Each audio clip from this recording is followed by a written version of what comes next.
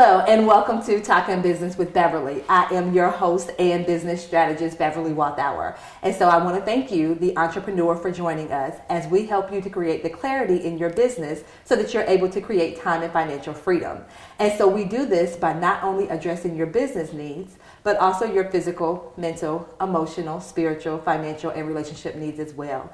And so now join me in welcoming Debbie London to the show. Hello, Debbie. How are you? Hi, Beverly. I'm great. Happy to be here. Awesome. And so we have Debbie here. She's a self-publishing author. She's a publishing consultant. And so she's just going to speak with us about her entrepreneurial journey, kind of how she got started, some things that she's done to kind of maintain herself as an entrepreneur. And so, Debbie, before we dive into the conversation, I love to play this game with my guests where I ask them 3 random questions. So, Debbie, are you game to play the game? I am. Awesome. Okay, Debbie, what's your favorite color? My favorite color is purple. I love purple. Awesome. And so if you could meet any person, dead or alive, who would it be? First person that came to mind is Oprah, just because she's mother. There we go. Just because she's old. So why not? And then my last question. What's your favorite place, the beach or the mountains? Definitely the beach. Warm weather is where it's at. Hey, why not? So, Debbie, let's go ahead and just dive into this conversation. So, you're a self-published author, you're a publishing consultant, you're a coach. So kind of tell us, how did all of that come into being? Well, I absolutely did not want to be any of this. I was supposed to be a psychologist. I was supposed to have my doctorate degree, and I was going to have my own private practice helping people. That is what I continuously replayed in my mind, especially from being going to undergrad. I was like, you know what, this is what I'm going to do. I'm going to major in psychology, and we're going to take it all the way. However, when I was 18, before I left, God told me, you know what, you're going to write about all of your family experiences. And I'm like, I'm about to start school in a couple months, so thank you, but no thanks. And after going to school, I ended up going to Mercer University down here, and I decided to pursue my license in professional counseling since I was already building my background in mental health.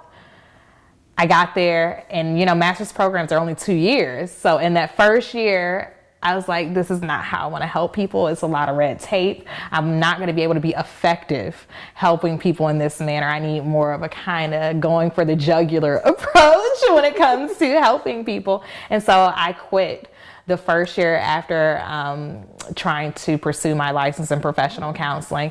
And then I got my master's in public administration instead. So one day I was at work, I felt so unfulfilled in everything that I was doing, and I went into the parking lot and I just started crying. I called my sister and I said, I know I'm supposed to be doing more, I just don't know what. And she reminded me, you're supposed to be writing. And I got upset with her, I started crying, and I said, you know what? Fine, I'll write then. And she said, you need to carry a notebook with you everywhere that you go. And from doing that, was birthed my first book, and I did not want it. I was really forced into it. And when you have a calling on your life, you're gonna feel empty. You're not gonna be able to sleep at night until you activate that part of yourself. And that's literally what my experience was. Finally, not running away, but running to what my purpose is, although it made me completely uncomfortable. Wow. And so I think we can all once again relate to that. Like you said, sometimes you're pushed out of your comfort zone to really and truly pursue what you're supposed to be doing. Mm-hmm. And so for you, once you came to that realization, okay, I'm supposed to be writing. What were some of the challenges that you faced, writing your story, getting your story out there? Well, that book had me unpacking stuff from childhood, and sometimes I would have to step away for a couple of days because situations became too real. I'm literally getting taken right back to that exact day, that exact hour, to things that transpired as I was growing up. And sometimes I had to take a step back, and I'm like, wow. And then in writing my first book, I also reached out to my mother, and that was a healing process for our relationship as well. So she completely, I felt like it was opening Pandora's box a little bit because she became very transparent and open with me about everything that was going on with her from the time she was a child to what I had seen as a child. and all the pieces started clicking. So sometimes it was very difficult to write. Other times it was extremely therapeutic and freeing, but it had to be done because ultimately it wasn't about me. It was about how can I serve these people through my writing? What is it? Okay, God, you want me to write, but it's not about me. And that's what I realized once the book was complete. How am I going to serve these people through my story? By being authentic, by being honest, and by putting it out there, taking that leap, and it really paid off. And I think that's powerful what you just said, for those people that are, hey, I do have a story to share and a story to tell. And once again, remembering it's not always just about their healing. So, you can definitely use that as the process for your healing, but also know other people can be healed and transformed through your story as well. So then, so you're like, okay, I wrote my book. Now, how did you go from writing your own book to now helping other people get their books published? Because God is always bothering me. That's really what it is. I really thought I was going to be done after the first book, and he was like, nope, before I even finished the first one, he said, no, you need to write down your facade is showing. And I said, what is that? I haven't even finished this one. Why are you giving me another title?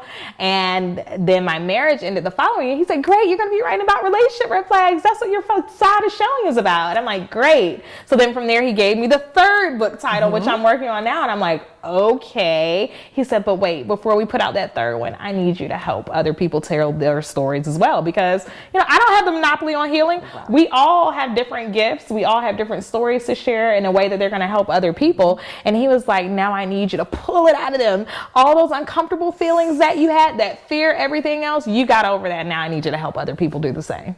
Wow. Okay, guys. So once again, just using your journey, your story, now being able to help other people kind of get through that process. Yep. I love it. And so we are definitely going to continue this conversation right after these messages.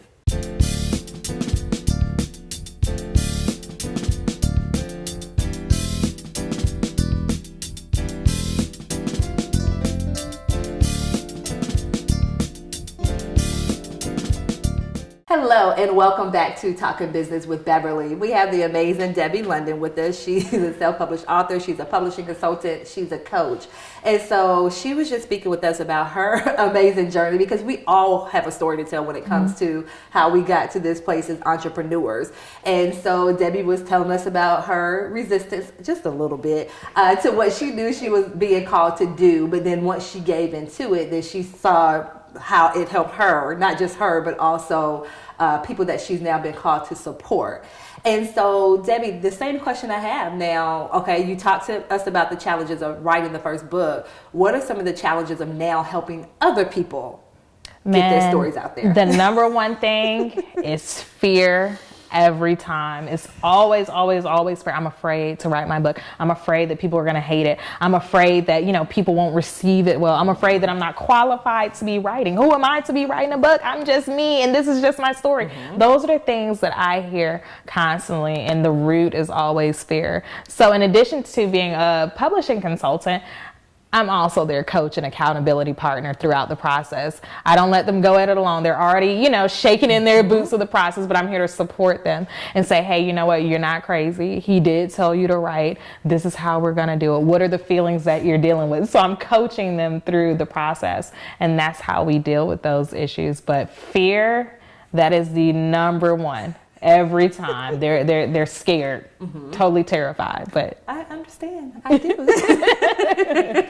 So Debbie, so you have them in this process. You're coaching them through getting their book written. For you, what were some of the mindset shifts you had to make? Because you told us that you used to work full time, and now you're doing your business. What were some of the shifts you had to make to get yourself prepared in that space of now serving other people in your business? That is an excellent question. You cannot tell other people to take a leap without taking a leap yourself. And literally, God had me quit my job on a whim. And I did not see it coming, just like I haven't seen a lot of the things that he's had me do coming. But he had me quit my job on a whim. I'll never forget it. I was sitting at home on a Saturday, and my boss at the time sent me a text message. And I was like, no, we need to have a meeting about my role and how we're going to move forward. And she gave me pushback about having a meeting. And God was like, I just want you to watch this movie really quick. And in watching the movie, because he talks to me either audibly or through people or through something that I see. And in the movie, the girl said, I quit. And he said, and that's what you're going to do. And I just remember bawling, crying, and saying, what? You just want me to quit? Okay, I'll put in my 30-day notice. The following Thursday, it wasn't even a full 7 days. I was sitting at my desk. He said, you need to get up because I told you to leave. And in that moment, I was like, he's like, do you want what I have for you? Or do you want, your false sense of security through this job? And from there, I took the leap. So to answer your question, I can't tell my clients to step out on faith, if I haven't done it myself. So as he continues to push me, that's what gives me everything I need to continue to push them in authenticity and in truth, because I have done it as well. I have laid the foundation a little bit before them. So talk about being scared. Oh, I know what it feels like, baby. That's how come I can help you, get out of this place of fear. Because I've been there, but it's so rewarding to actually follow after the call, or just follow after your passion, whatever's deeply embedded in you, and move forward, push past the fear, do it afraid. And that makes so much sense, because once again, I know people that can relate to, because we have our game plan. Okay, God, in 2 years, I'm going to submit my 2 weeks notice on this day right here, because that's going to give me the time I need to get everything saved up. And it doesn't always work that way. And so, by you letting us know, hey, and not even 30 days, like, no, not 30 days. We need you to do it now. Yeah. So that is amazing.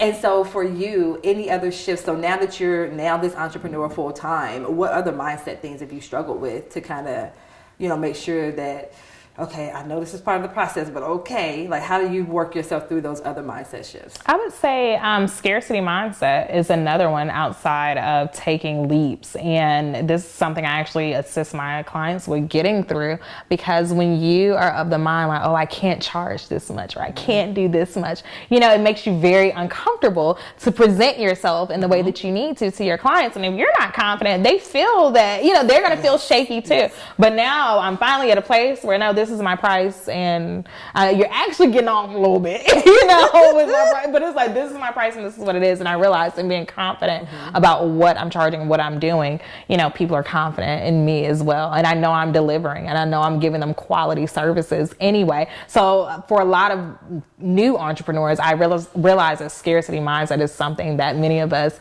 have in common when we're in the beginning stages. We're just afraid to charge what we're worth.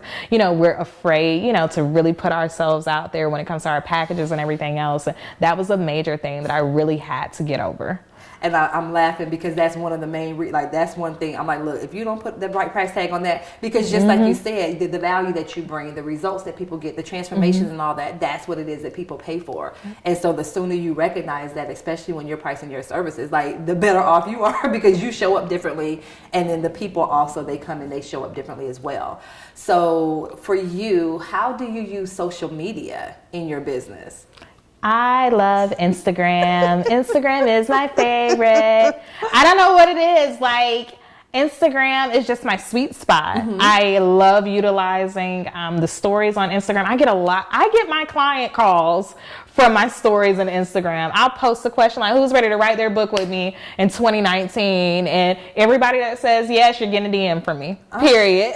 Or like, who's afraid to write their book? And if you say yes, I'm DMing you. So that's how I do it. And also through my regular, I have posts on my Instagram grid that I do constantly. And it's write your book in 2019. And I pose a question in a space on that box. And people DM me like, okay, you need to stop attacking me. I feel really attacked. Do not talk to me like this. And I just do about it. And one thing I want to say about social media, do not worry about your likes.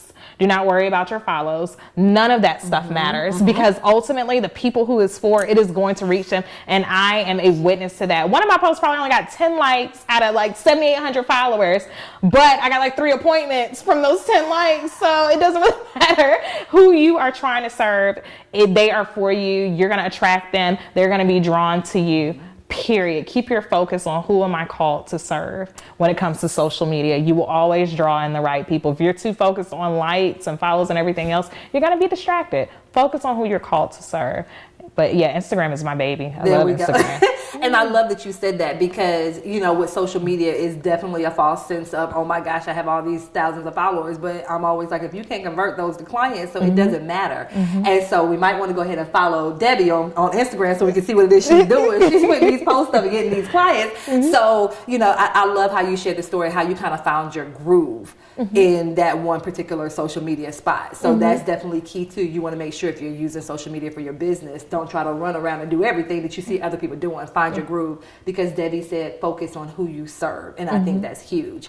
And so Debbie, this has been amazing, and so let the viewers know how we can find you so we can figure out more information about you. So what's your website, social media, all of that good stuff? You can go to my website, which is debbiellondon.com. There you will find my blog, which can be crazy transparent at times, so buckle up. You will find everything that you need about me, my books, my features, everything at debbiellondon.com. My IG and Facebook handle is at debbiellondon.com, and that includes Twitter as well. And my email, debbie@debbiellondon.com. I keep it very simple. I love it. Please be consistent across the board. Thank you. We appreciate that, Debbie. So I want to thank you again, Debbie, for joining us. Thank you so much for having me. You're welcome. And I want to thank you, the viewers, for tuning in as well. And remember, as entrepreneurs, you can definitely create the time and financial freedom in your business. Until next time, talk to you later.